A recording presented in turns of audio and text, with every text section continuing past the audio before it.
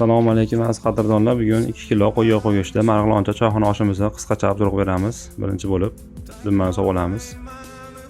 Yog'i tilarang bo'lguncha, tilarang bo'lgandan keyin zalarni olib, birinchi navbatda suvga solamiz. So'ng piyozni ham tilarang bo'lguncha qizartiramiz. Va go'sht solamiz. Go'shtga hamma masalliqqa yetarlicha tuz solamiz. Seri chiqquncha qovurib turib, sabzini solamiz. Sabzini ham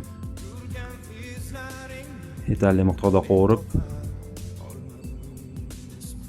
20-30 daqiqada o'zi qizarib qovuriladi. Tobi yetgandan keyin ko'maydigan darajada suv quyamiz. Suvni quyib olib, bir osh qoshiqida zira solib qo'ysa yetadi 2 kilo oshga.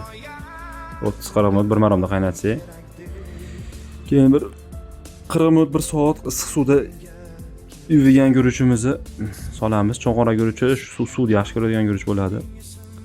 Ko'maydigan darajada quyilaveradi suvda. 1 barmoq, 1,5 barmoq o'zida. Bir xil maromda qaynatib, tuzlarni rostlab olamiz. Suvini tortib, o'zi guruch parlanadi. Jom yopmaymiz.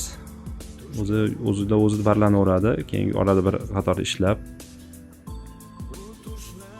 e'tibor qo'yamiz. Asosan o'tiga e'tibor qilib turilsa, guruch zo'r pishaveradi. Suvini tortib bo'lib, yog' o'zi qolganda bir 10 minutcha yog'da parlanadi.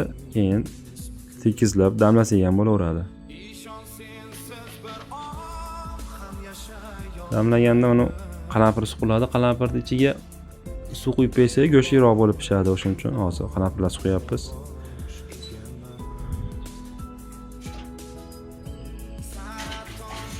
Suvni quyib yopamiz. Bir 15-20 minut parlanib turgandan keyin solsak bo'laveradi.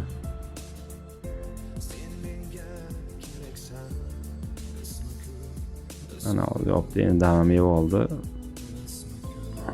Bu sinida qoqiranga tayyorlayapsiz. Zirvoydan solib turib, qalampirni ezib, ozgina tuz solib, suv quyib olsak, zirvoydan sovish tayyor qalampir sho'rvasi tabiiysi. Oshimiz suzyapti, mana. Imkon qadar qo'ldan kelgancha obzor qildik. Kamchiliklar bo'lsa, xatolar bo'lsa uzr. Keyingi safar mukammalroq qilib video qilishga harakat qilamiz. Sog' bo'linglar, salomat bo'linglar. Hammalarga rahmat.